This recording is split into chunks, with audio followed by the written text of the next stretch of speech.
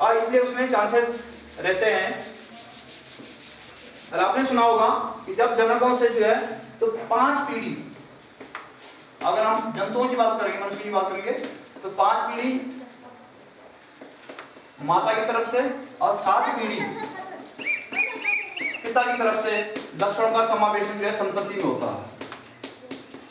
यानी जो उसकी संतति होती है उसमें जो है माता की तरफ से यानी कि नाना नानी उनके जो 5 पीढ़ियों के लक्षण आते हैं और 7 पीढ़ी जो पिता की तरफ से लक्षण का समावेश होता है संतति में।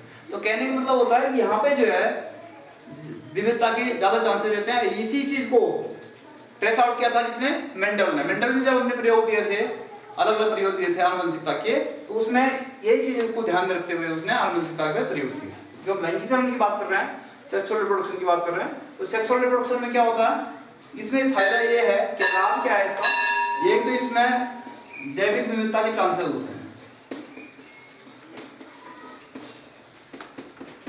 जैविक विविधता का अवसर होता है। दूसरी बात कि संतति जो है, इन जो बच्चा है उसका, वो कभी भी जो है माता पिता से मेल नहीं खा सकता, माता पिता से डिफर होता है, माता पिता से भिन्न होता है।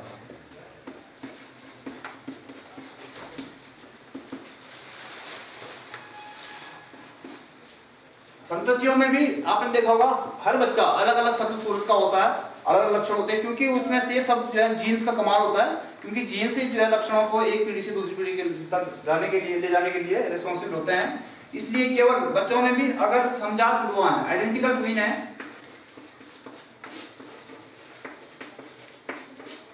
समजात जुड़वा ही इनकी शक्ल सूरत शक्ल एक जैसी होगी, लेकिन अगर असमजात जुड़वा है तो उसमें शक्ल अलग अलग होगी, चाहे बच्चे एक ही समय पैदा हुए हों, तो इसमें जो शक्ल इनकी भिन्न होगी। अब सवाल ये उठता है कि समजात जुड़वा कैसे बनते हैं। दरअसल होता क्या है, लैंगिक जनन में जब निषेचन होता है तो निषेचन के दौरान कई बार क्या होता है कि एक ही अंडा, एक ही शुक्राणु जो है अंडे को फ्यूज करता है,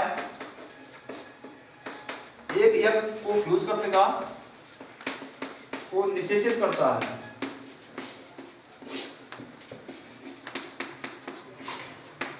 और किन्हीं कारणों से ये यज्ञ जो है 2 भागों में टूट जाता है, 2 भागों में टूटता है, या जिसको हम क्लीवेज कहते हैं।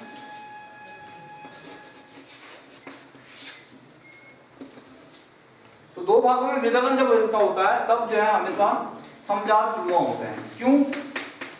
क्योंकि इसको एक ही शुक्राणु ने फ्यूज किया था, तो इस शुक्राणु के अंदर जो लक्षण होंगे, जो जीन्स होंगे, वही दोनों में जाएंगे। लेकिन असमजात जुड़वा में ऐसा नहीं होता। लेकिन पादपों के केस में थोड़ा अलग है। पादपों के केस में अगर लैंगिक जनन की बात करें हम लोग, जो नर युग्मक मादा युग्मक अलग अलग पौधे बनते हैं, उसमें एक क्रिया होती है परागण क्रिया, पॉलिनेशन, परागण या पॉलिनेशन।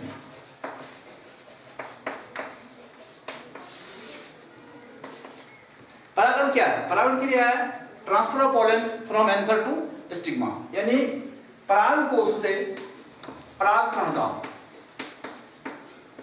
पराग कोश से परागण चलेगा और उसके वर्तिकाग्र तक पहुंचने की क्रिया।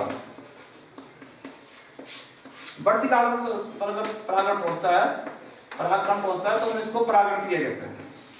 ये होगी परागण क्रिया। परागण क्रिया के अलग अलग तरीके हैं। वायु के द्वारा परागण हो सकता है, किसी कीट के द्वारा परागण हो सकता है, किसी जंतु के द्वारा परागण हो सकता है। तो पराग कोश जब इस तरह वर्तिकाग्र पर पहुंचता है, तो आपने देखा होगा पौधों के अंदर जो संरचना होती है, जो मादा जननांग होता है पौधों में, इस प्रकार से होता है। ये नीचे अंडाशय है जिसको ओवरी कहते हैं, ये होगी वर्तिका, इसको स्टाइल भी कहते हैं अंग्रेजी में, वर्तिका, वर्तिका या स्टाइल। और ये ऊपर का भाग हो गया वर्तिकाग्र, या it is known as stigma. तो देखिए ये जो पौधे का जो स्त्री केसर वाला भाग, जिसको पिस्टिल भी कहते हैं हम लोग, तो वर्तिका बहुत इंपॉर्टेंट है। इसके ऊपर ही आकर के जो परागण की बात करते हैं, परागण यहाँ पहुंचता है और ये क्या करता है, जर्मिनेट करता है, पराग नलिका ट्यूब, पोलन ट्यूब डेवलप करता है और अंदर जाकर के यहाँ पे अंडाशय में जाकर के अंडे को फ्यूज करता है। और जो जायगोट बनता है, जायगोट में युग्मज बनता है, युग्मज बाद में भ्रूण में डेवलप होता है और तब वो नए यानी बीज बनता है। तो कहने का मतलब ये कि पौधों में थोड़ा परागण की एक क्रिया होती है लैंगिक चरण में, जबकि जंतुओं में ऐसा नहीं होता।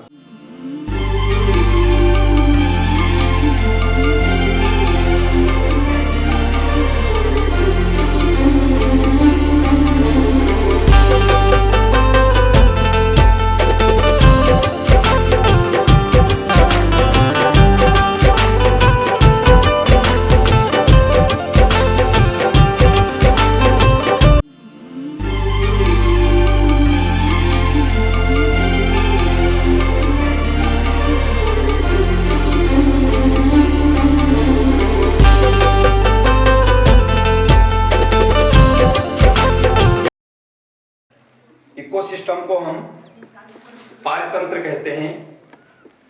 इसमें हमें सबसे पहले जानना होगा जैवमंडल, स्थलमंडल, जलमंडल व वायुमंडल का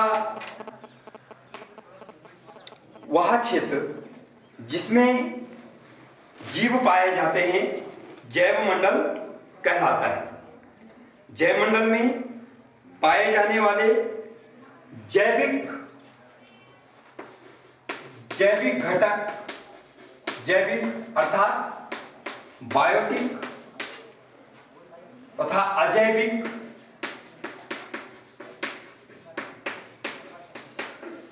एबायोटिक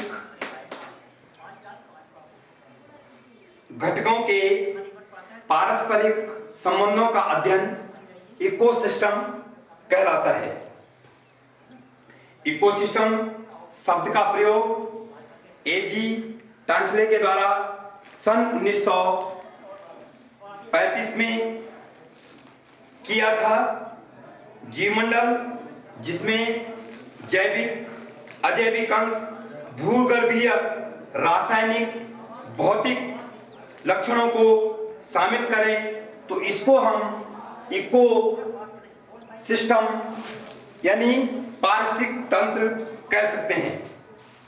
पारिस्थितिक तंत्र सीमित व निश्चित भौतिक वातावरण का प्राकृतिक तंत्र है जिसमें बायोटिक तथा एबायोटिक अंशों व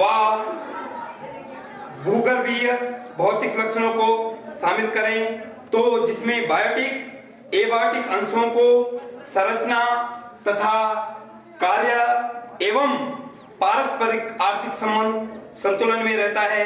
इसमें पदार्थ का ऊर्जा का प्रयोग, ऊर्जा का प्रवाह सुनियोजित मार्गों से होता है। Component of ecosystem, component of eco system. इस रेखा चित्र के माध्यम से हम कंपोनेंट ऑफ इकोसिस्टम को समझ सकते हैं। जैसे कि यहाँ पर सन है, सूर्य है, सूर्य से ऊर्जा लेंगे, सूर्य से ऊर्जा लेंगे प्लांट और प्लांट से फिर ऊर्जा लेंगे उत्पादक। जैसा कि यहाँ पर प्लांट पर निर्भर है हर्बीवोर्स, दूसरा पैरासाइट, तीसरा स्कैवेंजर्स तथा सैप्रोफाइट। इस प्रकार से अब पैरासाइट और स्कैवेंजर्स को इस पर निर्भर होता है कार्निवोर्स, और कार्निवोर्स ये उत्पादकों पर निर्भर होते हैं। इस प्रकार से जो डिकम्पोजर होता है, decomposer, herbivore, parasite, scavenger, saprophytes, इन सबको ये डिकम्पोज करते हैं। अर्थात ये सारे बायोटिक में उत्पादक और उपभोक्ता और अपघटक ये बायोटिक कंपोनेंट में आते हैं, तथा एबायोटिक कंपाउंड में जितने भी मटेरियल, सॉयल या अन्य जो न्यूट्रिएंट हैं वो एबायोटिक कंपोनेंट में आते हैं। अब इसके बाद हम बात करते हैं बायोटिक कंपोनेंट। बायोटिक कंपोनेंट, इसे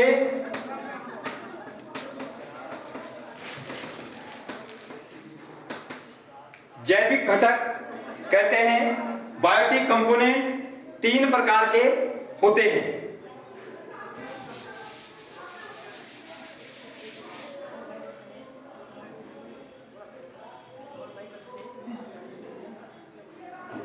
बायोटिक कंपोनेंट 3 प्रकार के होते हैं।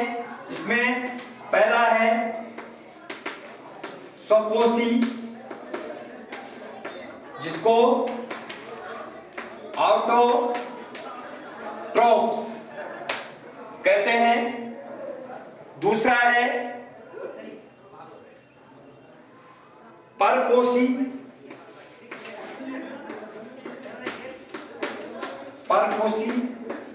जिसे हेटेरोट्रोफ्स कहते हैं। और तीसरा है डिकम्पोजर, घटक, इसको कहते हैं डिकम्पोजर। अब हम बात ऑटोट्रोफ्स की करते हैं। स्वपोषी यानी वह जीव जो अपना भोजन स्वयं बनाते हैं, वह स्वपोषी कहलाते हैं। जैसे हरे पौधे प्रकाश संश्लेषण की क्रिया से और सूर्य की उपस्थिति में और जल तथा कार्बन डाइऑक्साइड की उपस्थिति में अपना भोजन स्वयं बनाते हैं, अर्थात ये ऑटोट्रोफ उत्पादक भी कहलाते हैं।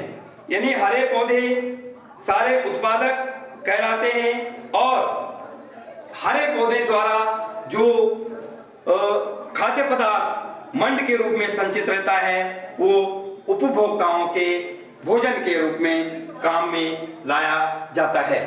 दूसरा है परपोषी घटक। परपोषी घटक, इसको हेटेरोट्रोफ्स भी कहते हैं। परपोषी घटक ये अपना भोजन स्वयं नहीं बनाते हैं, बल्कि ये अपने भोजन के लिए ये उत्पादक पर निर्भर रहते हैं। और ये स्वपोषी घटक, परपोषी घटक, इन्हें हम उपभोक्ता भी कहते हैं। परपोषी घटक 3 प्रकार के होते हैं। इनको 3 श्रेणियों में विभाजित किया जा सकता है। फर्स्ट है प्राइमरी, जो उपभोक्ता है, प्रथम श्रेणी के उपभोक्ता, ये अपने भोजन के लिए पूर्ण रूप से उत्पादकों पर निर्भर रहते हैं और इसलिए इन्हें शाकाहारी कहा जाता है। दूसरा है